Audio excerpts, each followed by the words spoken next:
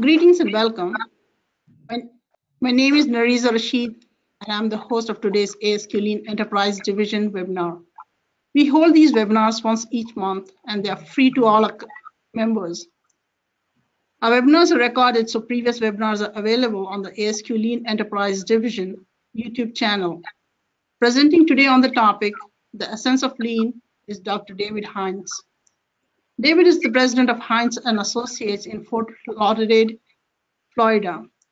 And our next month's webinar topic is Coaching Lean, presented by Leanne Schildmeyer, our ASQ LED Standards Chair. Some logistics. Everyone would be on mute, but you are free to post questions to David as you think of them. He has reserved about 10 minutes at the end to answer your questions, which we will take one at a time. You should be able to find the handouts that are on the handout tab. Feel free to download them. And here's David Hinds. Thank you so much, Teresa. So my name's David Hinds. I want to welcome everyone to the webinar. And Teresa, thank you for hosting this. And also my thanks to Hank and Frank for getting all this set up and giving us this opportunity. Especially want to thank all of you who are taking the time to attend this. I'll do my best to make this something very valuable and useful for you. I know most of you are from ASQ, but there are some, I think, out there from the general business community who may not know about ASQ. And so I just wanted to let you all know that, ASQ is a very premier organization that basically provides education, professional certifications for all sorts of quality kinds of positions and roles. So that includes Lean, Six Sigma, reliability engineering, and others. So I'm very pleased to be invited to present as part of ASQ seminar. This is the LED, which is the Lean Enterprise Division of ASQ. So this is really the group that focuses specifically on Lean. So the presentation is for ASQ members, but I think it's going to be of interest to both groups because it's essentially about understanding Lean. So I'm very passionate about Lean, as you're going to probably see as we get through the webinar. So I want to start with a poll question, and this is going to go out to all of you. So I would ask everybody to kind of give a response here. I want to see what your opinion is. The question is, what % of all US workers are working within an organization that has adopted Lean thinking and practice? So basically, what % of all US workers work for a Lean organization? And you see there's 4 options there. So if you just click the one that is your opinion, please, we'll take a minute to do that and then we'll tabulate the results.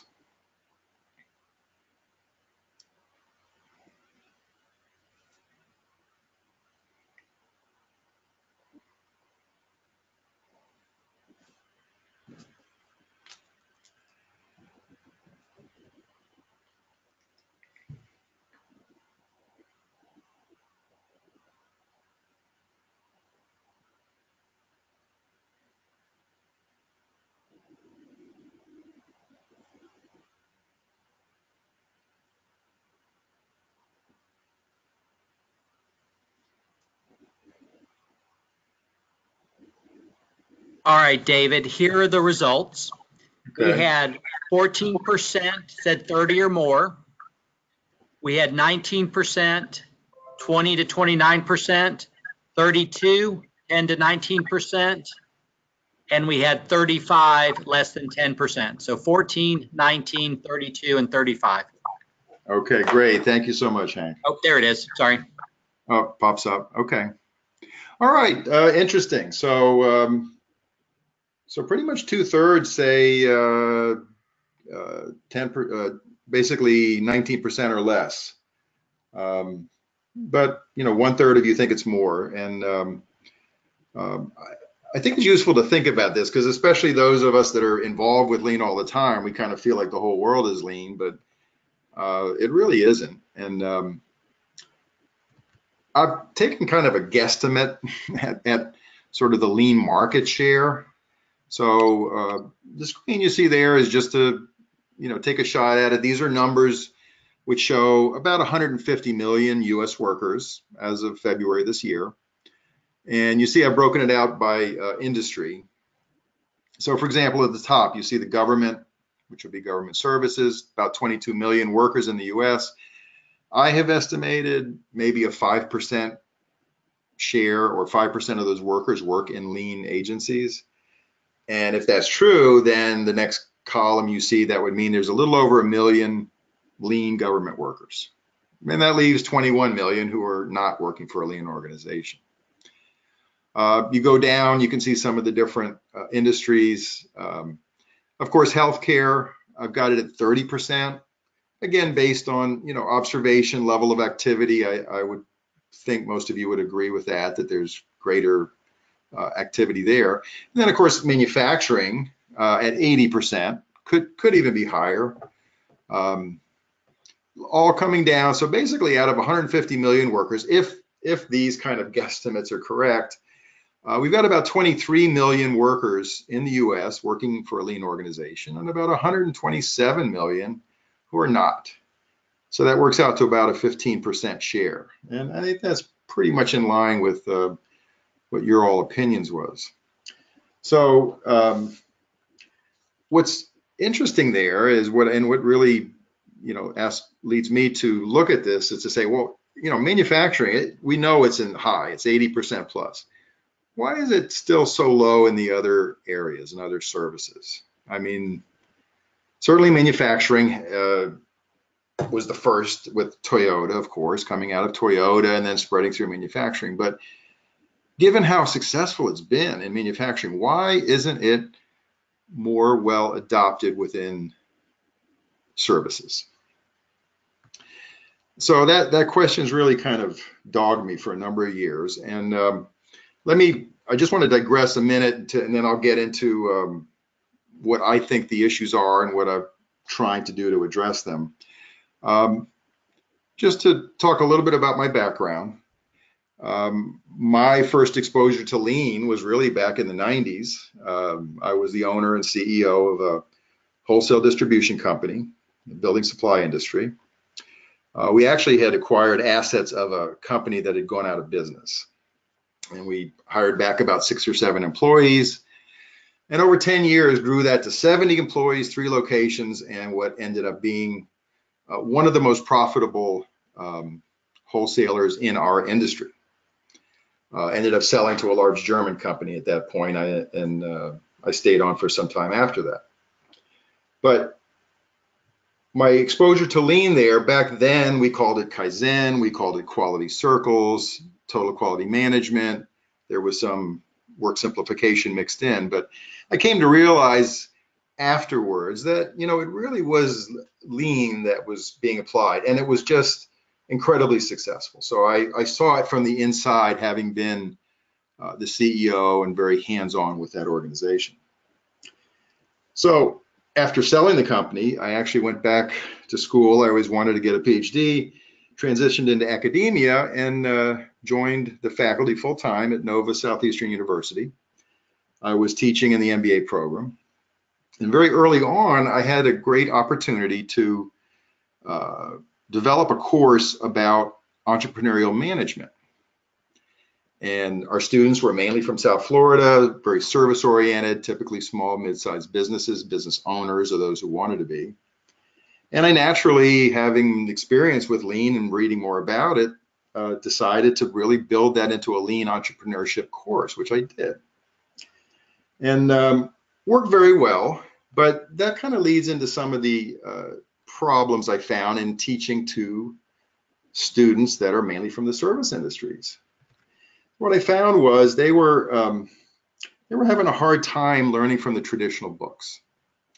So you can see on the screen there, I really feel there's one of the big obstacles to lean moving more quickly into services is we still see most literature and training is built around manufacturing concepts and terminology.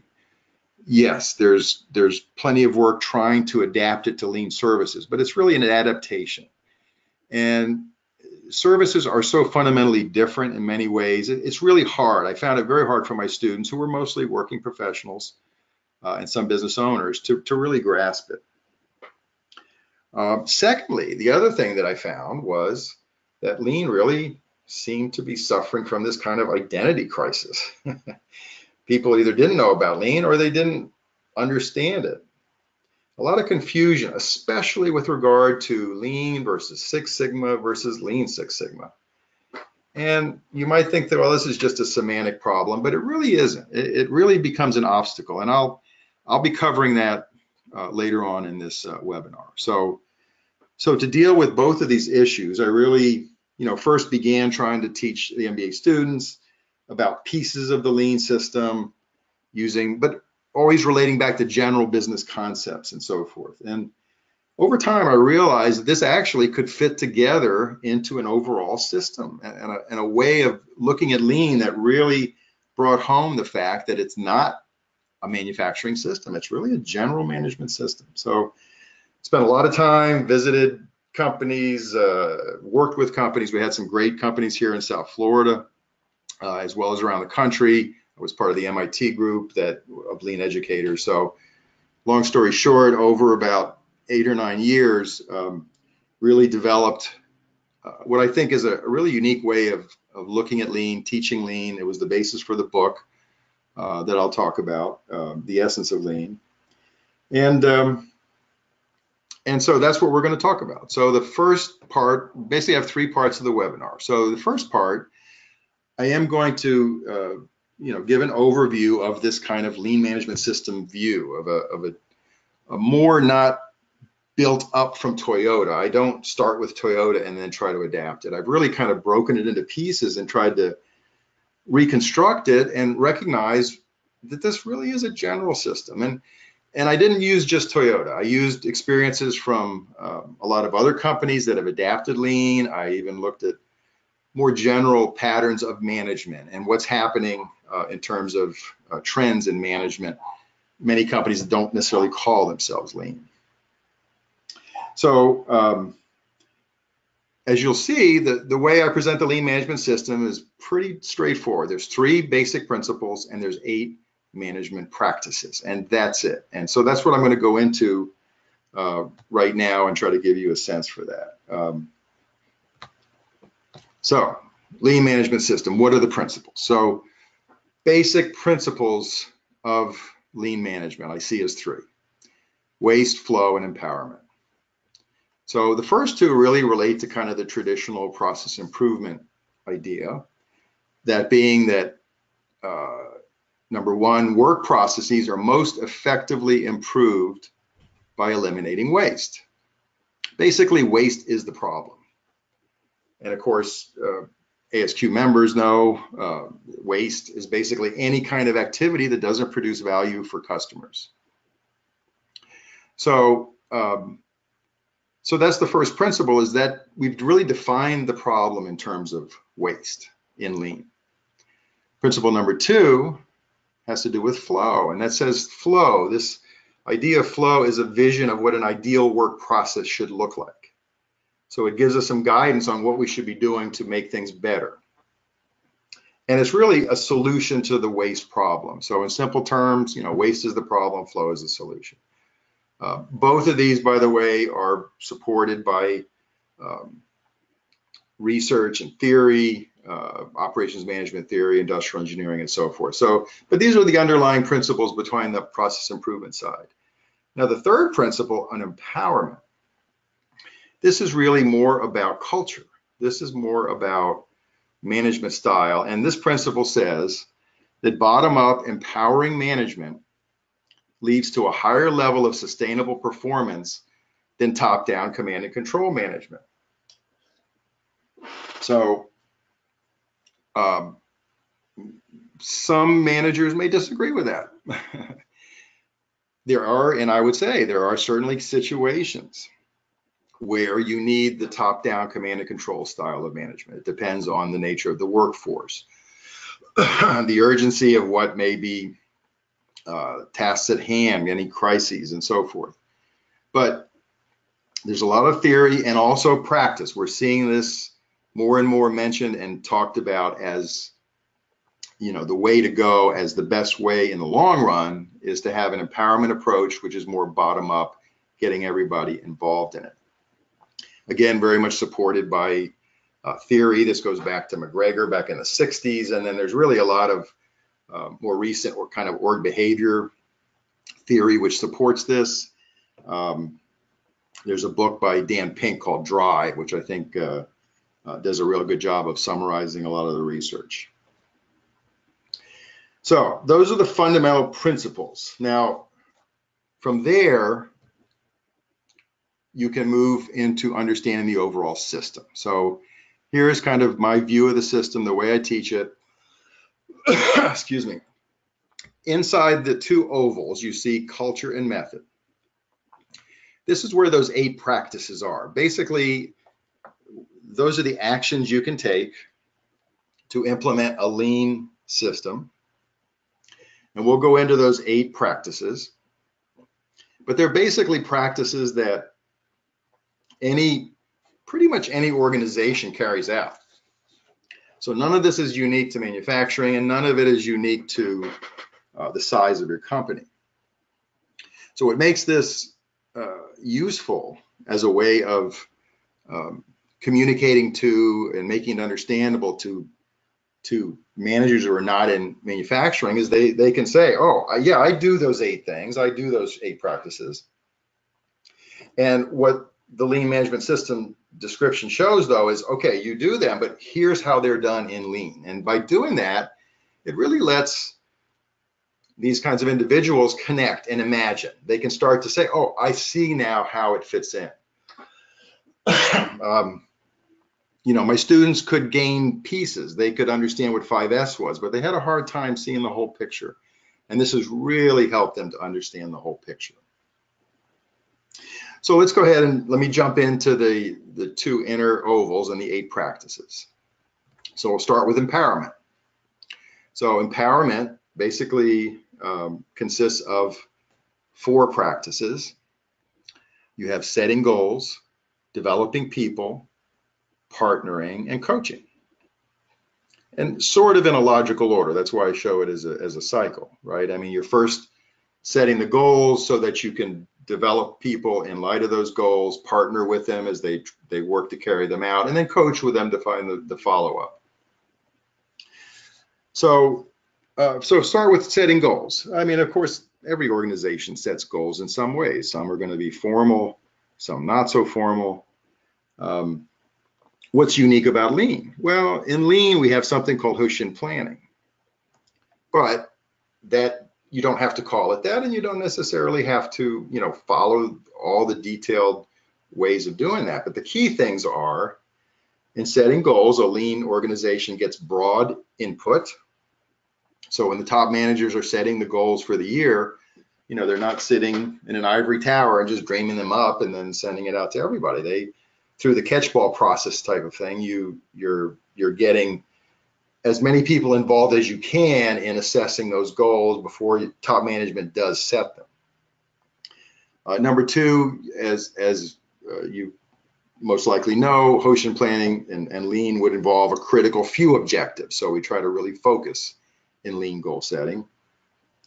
And lastly, it's very important that the goals be very fully and clearly communicated to all the people. You move on to developing. So developing people, training, professional development. Everybody does that to some extent. Obviously, some organizations more than others. But again, in lean, what's different is we have specific lean training, and that's especially on waste and flow. And we'll talk about that a little bit more when I get into the process improvement practices. So that's what really makes lean people development unique, is that we're really focusing on, in addition to regular training, also lean training. Partnering. So partnering, it's about teamwork, it's about meetings, everybody has that, right? We all want to have teamwork. In lean, you've got a couple of unique things. One is you have very commonly these daily huddles, daily stand-up meetings that really become kind of the heartbeat of the lean system. So that's sometimes unique. And then in partnering, we also do have, Kaizen events, which, as most of you know, are specific 3, 4, 5-day events. Certain special tools are applied and so forth. So we do have some unique things about partnering in a lean system. And lastly, coaching. Now, again, everybody to some extent does coaching. They might think of it more as supervising or maybe as performance evaluation. But in lean, the key thing is, number one, that it is a coaching approach. And this is one of the areas that is can be difficult for experienced managers who really did not kind of develop their own skills, within a lean style organization. So I do some corporate training on the side, and I've got 3 ground rules that kind of apply when I'm trying to help a company to transform into a lean system. And one of the ground rules is don't micromanage, ask questions. Don't micromanage, ask questions. And that's really designed as a message to those more traditional managers, because it's very common that not necessarily everybody micromanages, but a lot of the thinking of management should be telling and directing rather than asking questions. And it's really a different style. So the other part that's unique about lean is this idea of the Gemba, which most of you know. The Gemba is the place where the work is done, the special place. And Gemba walks involve leaders who are out in the field where the work is done. And that's where the coaching happens, not off in a side office or so forth. As much as possible, you want to be out where the work is done. So again, 4 common practices, but we can now specify what is unique about lean, so we can communicate to non-manufacturing management. Here's just a few other kinds of lean activities. For example, under developing people, you see training with industry, TWI, a very common lean technique, but it kind of shows you how the various activities that we use in applying lean apply to and fit within kind of this framework of the 4 practices. So that's empowerment. That's 4 of the 8. Now here's the other 4 practices. Again, general activities that most any company would be carrying out. And these include standardizing, visualizing, finding waste, and improving flow. So, all right, start with standardizing. So there we're talking about coming up with standard ways of doing work. And not that all companies do it, but most, I would say, it's fair to say, have some kind of standard operating procedures, right? Guidelines and so forth. So in this case, what's unique about lean is that when you standardize, it's not meant to be what we sometimes call best practice, that it's locked in concrete, and this is what you're all going to do, and that's the end of the story. And boy, if you vary from this, you're in big trouble. In lean, what we call standard work is meant to be get everybody on the same page as doing work in the best way that we know about today. But at the same time, it's a challenge to everybody doing that work to come up with a better way.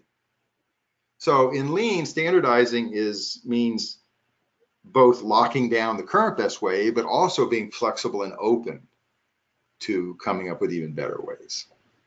That's what makes standardizing unique in lean. Get into visualizing. So visualizing is really about making the work and the processes transparent so that we can see what's going on. And again, all companies do this to some extent.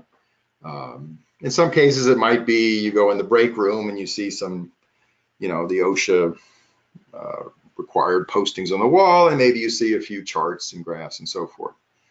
I can always tell when I go into a really well-developed lean organization, because you look on the walls and you really see a lot. And that's what we call the visual control. So there's all sorts of ways of making the work visible, whether it's on, current status of work, green flags, red flags, monitors, charts of historical results, and so forth. So it's the overall extent of visuals and visual controls that you see in lean organizations.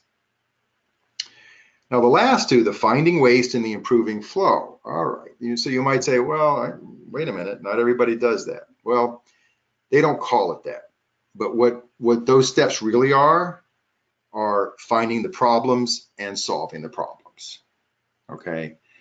And of course, in lean, then, because we define problem in terms of waste, we're really looking for waste. And we're supported by this idea of the 7 wastes. Once we find waste, we get rid of it by improving flow.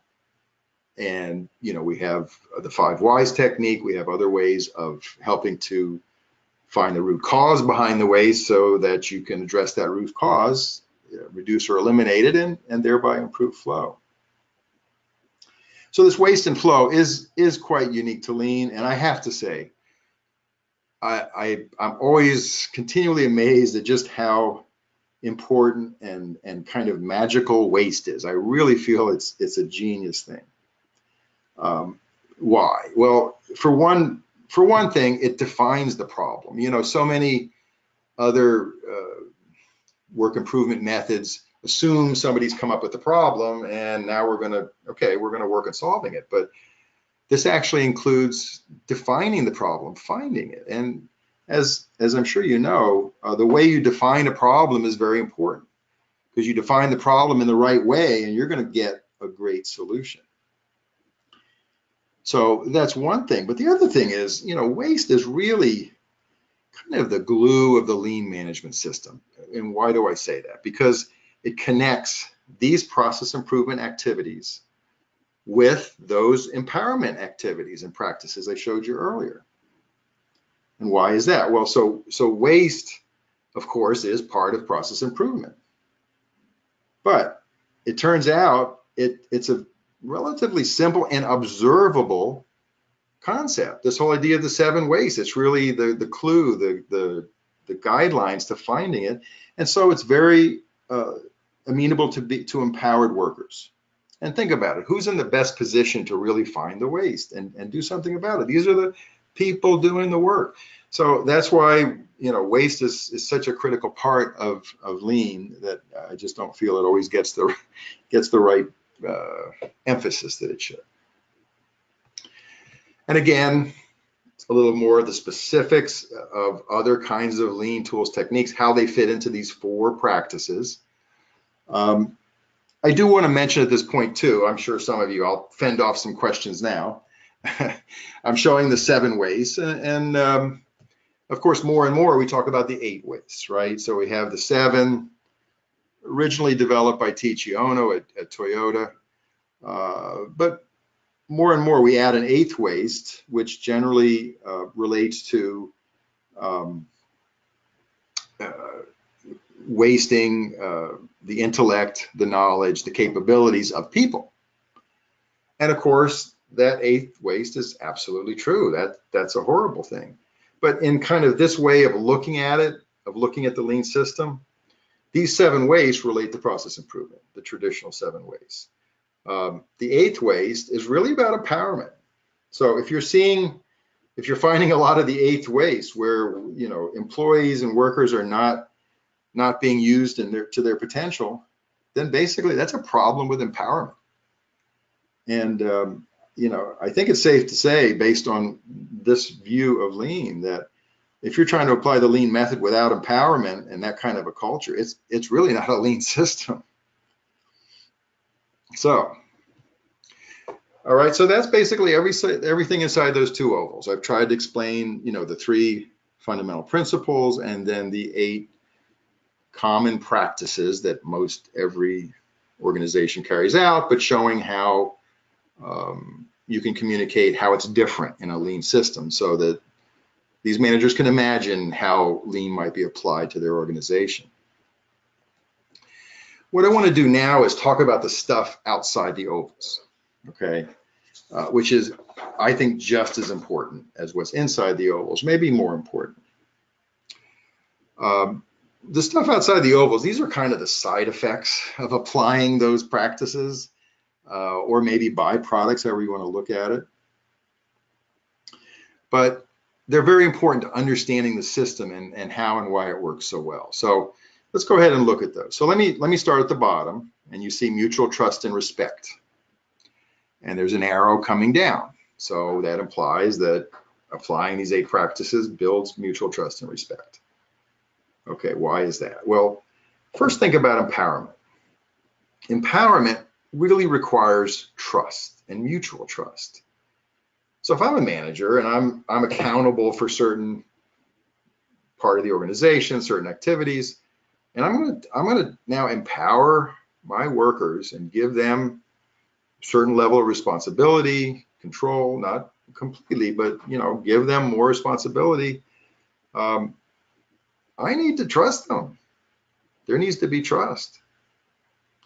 And then the flip side from the workers, workers, if there hasn't been empowerment and you're trying to develop it, and so your boss comes to you and says, well, I'm going to empower you now to do X, Y, and Z. And you might say, oh, I'm suspicious of that. What game is being played here? Okay, so so it really, when done correctly, is going to require and build trust.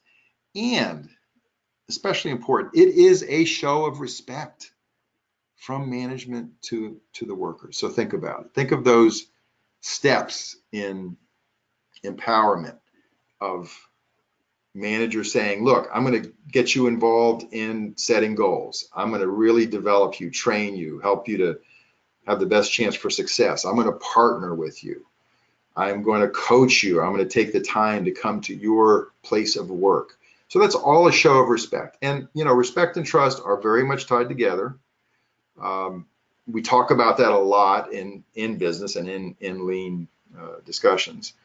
The way I like to think about it, I really see respect as kind of the soil, and it's the soil in which the trust can grow. So you really need both. And I've really seen how implementing these practices will do that, will build both. Okay, so then we can say, well, so what? Well, okay. So there's a couple of 2 important so what's here. One is that mutual trust is going to tend to lead to transparency. And what do I mean by that? Well, we can think of transparency and you can say, well, in a policy sense, like our policy is to be transparent. We are going to release information. We are going to share information. And that's fine, but that's not what I mean. What I mean by transparency is kind of a condition. It's an attitude. It's a willingness of people. And the next slide is going to explain that a little better. So this idea of transparency, it's when people, employees, workers, managers are willing to share information with others, willing to admit their own faults without fearing retribution, willing to take risks. And I think especially important, what happens is when you have these kind of transparent conditions where people have this mutual trust and belief, workers are not distracted by fear and they can focus on doing what the organization needs to have done. I'm sure, many of you worked in, more fear-based organizations and know what happens when you're in that situation. I know some of you have read Covey's work, and Covey's son actually wrote a book called The Speed of Trust about 10 years ago. And it's a very good book, and it really, when you start thinking about lack of trust and how costly that is, it's just amazing at what a big deal that is. Quick example would be the TSA, trying to get on a plane these days. Okay, think of all the time, effort, money, hassle involved with that. Why is that there? Those of us that were flying around back in the 70s, no, we didn't have to used to do that. We're doing it because there's a lack of trust. And that same pattern happens within companies. Controls are very expensive. And if you need a lot of controls, that's a problem with trust. Now, the other thing I want to point out is that the last bullet there, transparency actually feeds back to the system, to the actual 8 practices. It improves the functioning of that system. Why? Because remember, part of the system is, workers observing and seeing what's going on in operation. So they need to see things as they truly are. They also need to be willing to expose faults, even if it's some of their own faults in assessing waste. So the more that you build the trust and respect, the more transparency you have, it's going to make the system work even better. That's why one of my other ground rules when I do the training, I've sort of borrowed it from, I guess, Deming, is blame the system, not the people, not the person. So it's very important. If you don't follow that ground rule, you know, this system can break down. Impairment is not easy, but it is very, very powerful and effective. All right, so the other great byproduct of mutual trust and respect is engagement. And mutual respect tends to lead to engagement. Again, not engagement from a policy standpoint where we are saying it's our policy, we want to go ahead and engage you. No, engagement is a condition. It's an environment. And when you have engagement, your workers are proud of their organization, their job. They have energy. They're willing to apply that energy to the organization. They tend to be loyal and committed to the organization. Okay. And again, you have a feedback loop there that engagement improves the functioning of the lean system. Why? Because work that flows tends to be pretty highly synchronized, and that requires a very close teamwork, which requires engaged workers who are really able and willing to work closely with each other. Also very important, engaged workers are more likely to sustain the improvements. Why? Because many of these ideas were their ideas, okay? And they're energetic and enthusiastic about continuing to seek out further improvements. So again, you have this cycle feeding back. I call it kind of the virtuous cycle. Once you get it going, it's really, really pretty amazing. All right, so let me pull this first part together, talking about lean management system. What can we conclude from here? And number one, you know, hopefully it's clear once you see lean management in terms of these kind of 8 common practices and 3 principles, it really is a general management system. It's not a manufacturing system. It's not limited to large corporations. It can apply to even the smallest organization. Secondly, lean is not just process improvement. It is also an empowerment system, and that's very important to understand. So the process improvement part, the components directly produce your traditional organizational performance improvements, quality, speed, productivity, safety, okay?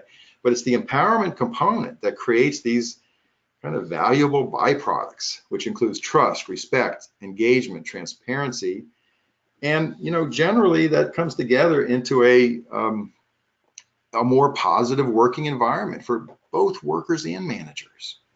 You know, this whole empowerment idea, command and control can be very stressful, you know, and it tends to be more fear-based than trust-based. And, you know, what we're finding is that you can, you know, you don't have to sacrifice, you know, a positive work environment to get your quality, speed, and productivity and safety. You can do both.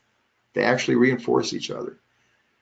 So the last bullet there, you see, you have, with this kind of environment, your employees are focused, they're not distracted, they're committed, and that tends to supercharge the performance gain. So you've got your, you know, process improvement going on, but it's going to be that much more effective when you have focused and committed employees. And what else do? They build loyal relationships with each other, with your customers. So important in services, you know. That's a gigantic issue. And last but not least, you know, these employees act as your best recruiters of new talent. You know, with everything going on with the internet and corporate reputations, and, you know, more and more talent is coming in through referral than necessarily, you know, any kind of particular thing that HR can do. So, you know, bottom line, if you're a CEO and you want to build up engagement, I don't know a better way to do it than a lean management system. So that's kind of the big message to management. Okay, so now I want to spend, a little bit of time on kind of focusing more on Lean versus Six Sigma and kind of address some of the issues there and the confusion. And this insights sort of come out of the Lean system model that I just went through. So based on this, I want to do another poll question. So here's the question. Based on the current discussions and literature about organizational quality, what do we mean by the term Lean Six Sigma?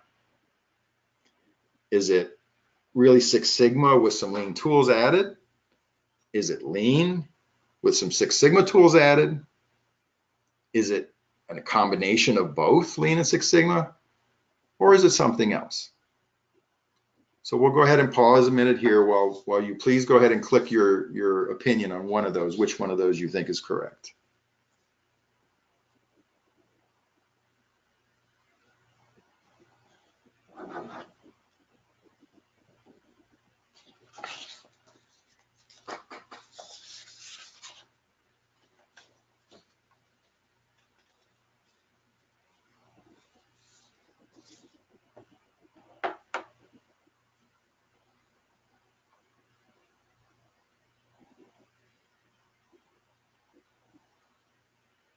And David, there's the poll, should be on everybody's screen. 16% for Six Sigma with some Lean tools, 16% with Lean with some Sigma tools, 64% said full integration, and 4% had other. Okay, great, thank you. Very interesting, very interesting. I'm about to disagree with 64% of you. So I'm looking forward to some lively questions. Very interesting. Let's look at this. So based on kind of, like I say, this view of Lean as a management system, let me first look at the kind of the typical timelines. So if you look at in the bottom part of the chart here, Six Sigma improvement projects, take process A. The typical Six Sigma is a project, it's initiated, it's a fairly long project. You see the little triangle is the improvement, usually a pretty major improvement, kind of best practice. And then we sustain it. The idea is sustain it. And then, of course, the black belt involved might move on to another project. But that's kind of the way that improvement happens in Six Sigma. At the top, you have a typical Lean pattern, say for those same processes. So with process A, rather than one big project on the front end, you have a smaller one, an event, more of a 3 to 5 day deal rather than a weeks or months kind of project. It does take some time.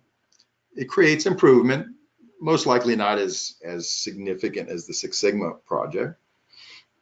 And we do try to sustain that, but then shortly thereafter, you see there's another initiation and an improvement, but not with an event, just kind of on the fly. This is the daily employees and frontline supervisors and managers all watching for ways, coming up with ways of improving them. And it can happen, without an event.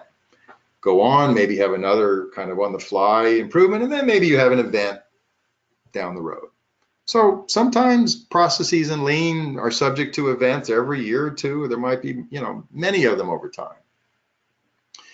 So I think that's one important way to look at this to get a feel for some of the differences. So let me jump in then and look at a little more specifically. The first column here you see is Six Sigma, and then the second column, of course, Lean. So at the top you have tools and techniques. So Six Sigma tends to be very statistical in terms of tools, regression, statistical process control, and so forth. Lean tools tend to be more visual. Value stream mapping, visual controls. Six Sigma tools are more data-based. They're pretty much almost all data-based, versus Lean is more fact-based. Yes, bring in data, bring in metrics as much as you can, but it's not limited to that. You can have observations, facts. Six Sigma tools there are a few simple ones, but there are some complex ones too, versus Lean is fairly simple. So that's tools and techniques. Now, methodology is more kind of the framework in which those tools and techniques are applied. And if we go down there, you look at Six Sigma, really the goal is to reduce defects and manage variability, compared with Lean, where you're reducing waste and managing process flow. All right, not so different. I mean, if you look at that, you know, a defect is actually one of the 7 wastes. Variability is maybe a different view of process flow. So they're somewhat compatible. Next one down, sustain improvements with statistical process control and compliant workers. This compares with lean, which is more about sustaining with visual control and engaged workers who are seeing those visual controls and making sure that they maintain the improvements. Six Sigma is data driven, more reliant on expert knowledge. Even though you have, you know, a team involved, it's more reliant and driven by, you know, black belts, versus lean is more people driven, relying on the worker knowledge. Six Sigma, the lengthy structured projects like we talked about. Lean has 2 different modes, either the shorter events or continuous improvement. And then just generally, Six Sigma being a top-down approach versus lean being more bottom-up. So let's see how these could be combined. These are kind of pure Six Sigma, pure lean. So let's see, can we bring some of the lean tools and methodologies over? Well, if you look at tools and techniques, I think the answer is yes, clearly, and probably a good idea. You know, why not add in some visual tools? Why not add in some fact-based? Why not do value stream mapping? You know, so that's fine. There's no reason why you can't do that. And when you get down to methodology, can you reduce waste and manage process flow? Apply that thinking to Six Sigma? Yeah, I think you can. In some respects, it's probably a little broader than reducing defects. It's maybe a more generalized case. Now the next one, sustain with visual control. Can you add visual controls to the statistical controls? Well, sure, you can do that, but I think it's a dashed line because the engaged workers are really not part of the Six Sigma. That's not what we're trying to accomplish there. We're really looking more for compliance. The last 3 are all X's, as you see, because I just feel these are incompatible. You're either data-driven and expert-driven, or you're people-driven, relying on worker knowledge. I realize there's some gray area in between, but it tends to be one way or the other. It's hard to straddle that. Do you have lengthy projects or short events and continuous improvement? Again, maybe you can do it, but it's hard to do. And then the general approach of top-down versus bottom-up. So some things can be combined at the tool level, but I feel like methodology is more difficult. How about the other way? Can we bring Six Sigma into lean? Well, you can mix the tools. There's no reason why you can't bring in statistical tools, data tools, and so forth. But those are dashed lines. And the reason they're dashed is that, you know, looking at lean from the standpoint of empowerment being equally important to process improvement, you know, many workers, just as you know, have a hard time with statistics and these tools. And so unless you have a good, strong empowerment culture to start, this could be dangerous because these tools seem foreign to many workers, and they may turn them off from really trusting the system if they don't understand how it was developed. Reducing defects and manage variability. You see I put NA because I feel that's kind of a special case of reduce waste and manage process flow. Sustain with statistical process control. Again, yes, you could add that in as a dashed line, but be aware, you know, we're not looking necessarily, we do want compliance, but we want compliant and engaged workers. Again, the last 3, I just don't see as being compatible. So can we have a fully integrated Lean Six Sigma system? If you find one, let me know. I know 64% feel it's a mixture, but is it really fully integrated? And I really look forward to your thinking about, well, is it really one side or the other? And my contention is, and it's a claim, I know it's a little bit provocative here, is that Six Sigma is an expert-driven, problem-solving system, statistical methods, highly structured projects, and for the most part, I believe, from what I've seen, that Lean Six Sigma is basically Six Sigma with tools included. It's enhanced Six Sigma. It's a good thing, but it's a mistake, in my opinion, to call it a lean system. You know, in contrast, lean is a people-driven management system and deployed through process improvement and empowerment practices. And, you know, conflating the two is dangerous. Look, Six Sigma is, of course, great value in many situations, but there's some unique features of lean that management needs to understand to make good decisions. And these include the positive impact on employee engagement, greater likelihood of sustaining improvements, and ability to scale down cost of implementation. I've seen that so often. Small or mid-sized business owners look at lean, they think it's the same as Six Sigma, and say, I can't afford all that training and black belts, and I can't even understand it anyway. So that's why I think it's very important to clarify this. And again, I look forward to maybe some lively questions. The last thing I'll cover quickly, I know we're running late on time here. This is just a way of mapping out service processes that I found very helpful. So I'll kind of jump into that. The traditional map for value stream for manufacturing value streams, as you see, pretty much has linear flows across the bottom and the top. And what I found with these 150 plus projects in service industries is that service processes really are often not that linear. There's feedback loops, there's decision points, different players involved, especially customers. So rather than using that form, I get my students anyway to use a flow chart and a Gantt chart. So here's an example of a flow chart where you get the logical flow. You can have feedback loops, you can have swim lanes, you can see the driver on the left who would be the customer of this gas fill-up process. This gas station is the company on the right. You can add values right on this chart, or you can put them in a separate table. You also have a Gantt chart. You can see all the same activities, all numbered. You got to make sure they're all synchronized, but there's your times and there's your laying out the sequencing. So here you can see more, look at activity resequencing, parallel activities, and so forth. So anyway, lastly, I just wanted to put this chart up here. I think it's interesting. Engagement is so important. Gallup has pretty much built a lot of their business around it. They do a monthly survey, and here, this shows engagement going back to the year 2000. And you can see right now, most recently, about 34% of US workers are engaged. That's a 1/3. That means 2/3 are disengaged or actively disengaged.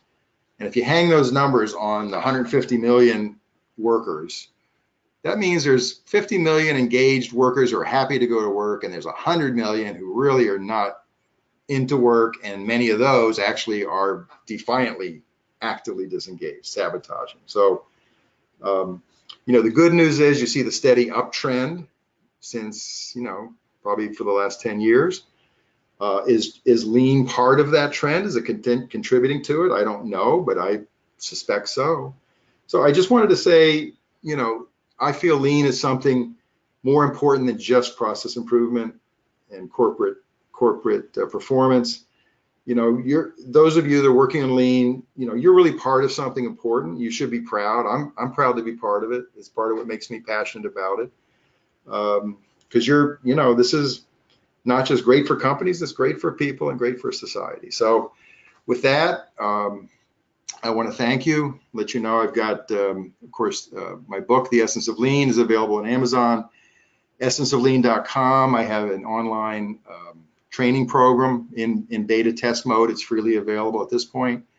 And I do have some digital templates on the for that value stream flow chart and Gantt chart. So if you send me an email there at david@hindsandassociates.com, I'll be happy to respond. Or send me an email about anything. I'd love to talk. So with that, I want to thank you again for your time and attention. I'll turn it over, I guess, to Nerissa for the questions.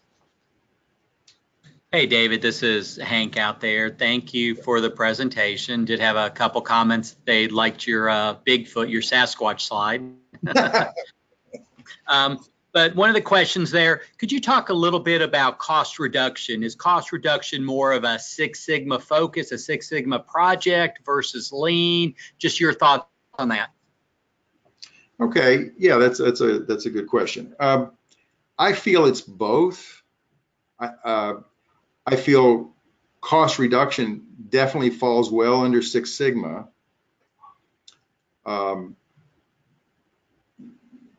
To a large extent, because Six Sigma is the projects are very much based on return on investment, right? So when you're getting authorization to start such a project, you tend to, look at costs and benefits, and of course, reducing costs would be a very tangible benefit, right?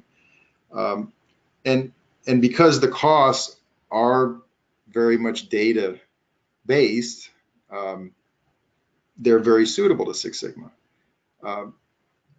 Certainly, and cost at the same time is very much an issue with lean, and if I were to think about, which is, and it's hard to compare because, there's all different contexts for this, but I feel like if the goal is to reduce cost, lean should be at least as good as Six Sigma in many respects, because you're bringing in the intangibles. You're bringing in what is the effect of getting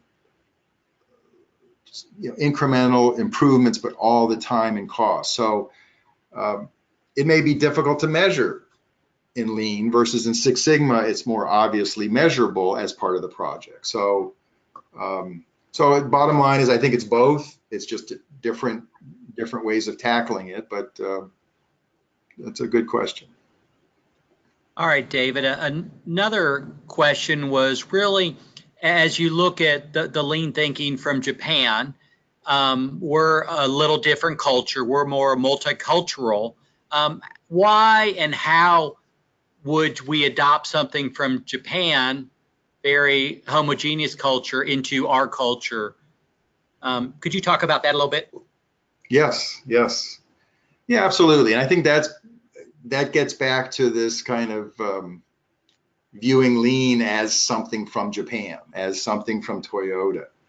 And that's why I really tried to step back and say, wait a minute, no, this is happening in the United States. Even in the Toyota plants, in Kentucky. I mean, these are mostly US-based workers. But beyond that, you have the other, many other companies now that have adopted it in the US. So I'm really looking at it from the standpoint of what's working here. I'm really not looking at Japan. And I can see where, if you reflect on it, you can say, yeah, but maybe trust and respect is more natural in Japan. Is that more inherent to the Japanese culture? And you can certainly make that argument. But I don't feel it makes it any less important. If anything, it may be more of a challenge in the U.S., but it's essential. I mean, if again, I go back to those three basic principles of the principle of empowerment. I've been there, so I understand. Empowerment. We often, CEOs sit around arguing about how bad your employees are. No, mine are even worse. But there is a solution in the U.S. A cultural solution that addresses, that can deal with our culture, and it is more of a challenge, but I would say it's worth the challenge. So it's a good point. I mean, there are differences, and we need to recognize that. David, as you look at this, you laid out your practices and principles. If you had to have a step-by-step approach to implementing the lean management system, where would you start, and maybe what would that look like? Okay, well, that's a perfect segue question, because I get asked that a lot, especially from my students, and that's really why I created that essenceoflean.com website. So that's meant to be kind of a starter. Here's how you get started. And what I have laid out there from really having done this a lot is you really want to start with the culture side. So there's some basic culture issues. So those basic empowerment practices, you want to make sure that you're moving in that direction. It doesn't mean, anything having to do with culture is always somewhat messy. There's no clear answers to these things, but you want to make sure that you first start and have a decent base of empowerment in place, the goal setting, developing some basic lean training and so forth. And then move into more of the process improvement, actually, standardizing, visualizing, doing all that. Because if you're coming from a current culture that's not really into empowerment, and you try to jump in and start having people look for waste and make improvements, and it can really backfire on you. You know, you need that. Well, that's that ground rule I've talked about of, you know, trust or blame the system, not the person. You know, you have to have that kind of attitude, that, you know, problems are actually a good thing because now it's an opportunity for improvement as opposed to there's a problem, who am I going to blame? So, you know, you need that kind of culture in place first to some extent. The training I've kind of laid out on the Essence of Lean site is designed for smaller mid-size either businesses or business units with less than 150 employees. But I do feel it's, and I explain it on the site, that it's, you know, within 4 to 6 months, you can go through the basics of training on the empowerment practices, getting those going, training on the basic process improvement, getting that going. And then, as you know, it's a continual, that's just to get you started. And it's something that you will continually get better and better at. I mean, even Toyota will tell you maybe they're 50% of the way there. You know, it's a constant pursuit of perfection. So, David, okay. I'm just going to end with this in our last question. Yeah. You talked about a mutual trust and respect. A lot of times as you look at Lean or Six Sigma continuous improvement processes, a lot of the employees will worry about being fired or being able to reduce the workforce. How do you address this, or how do you minimize this issue or perspective?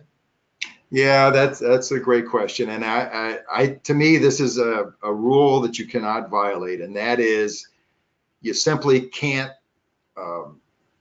get rid of an employee as a result of a lean event, a lean endeavor. You know, you can't ask workers to go out and come up with ways of improving things, and now we can do everything we need to do with fewer people, and then say, thank you for doing that. And by the way, you two were helped, you're out of here, but the other 8, would you please help me? So I feel that's a rule that just cannot be violated.